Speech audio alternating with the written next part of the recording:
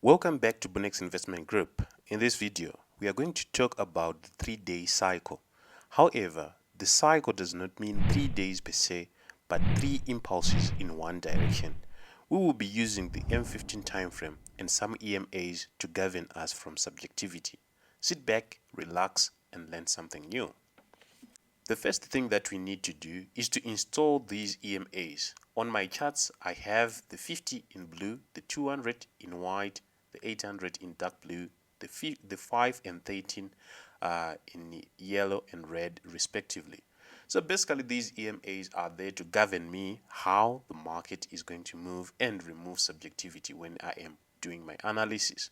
So how does the 3-day cycle works? It's actually a cycle that states whenever we reach the last impulse, we expect to see a market reversal.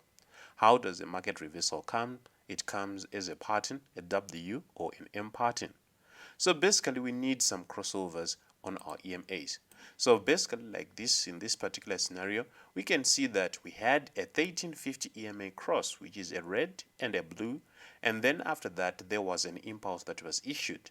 The market came and bounced on the 50 EMA like that, and then it gave us another impulse.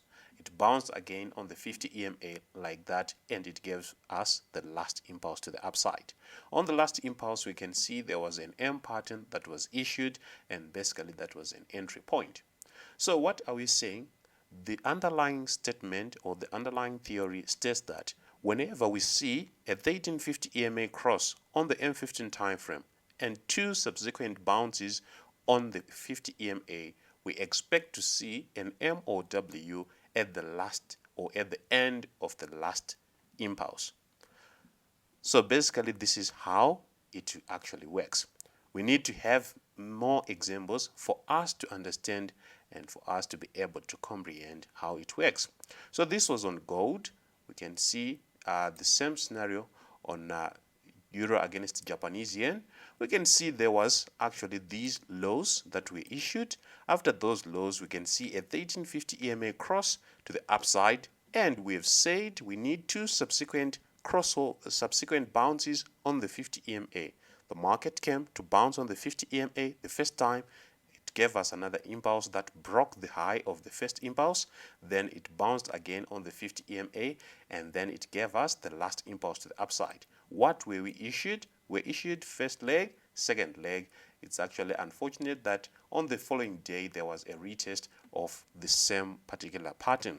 Where do we make our exit? Our exit is done on the 200 EMA, which is the one in white. You can see that the M was issued, it came back to retest that same level, and then our exit was going to be on the 200 EMA. Then let's have another example. This was now on Euro against dollar, and on Euro against dollar we can see there was a crossover of the 1350 EMA, bounce on the 50, first one, and then the second impulse was issued, bounce on the 50 again, and then the third impulse was issued, and then a W pattern was issued.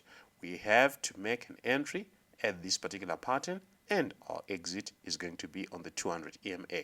So basically that we are saying whenever we see a crossover of the 1350 EMA cross, we need to see a bounce, 2 bounces on the 50 EMA, and then on the last impulse to the downside, we need to see an M or a W pattern depending on the market context.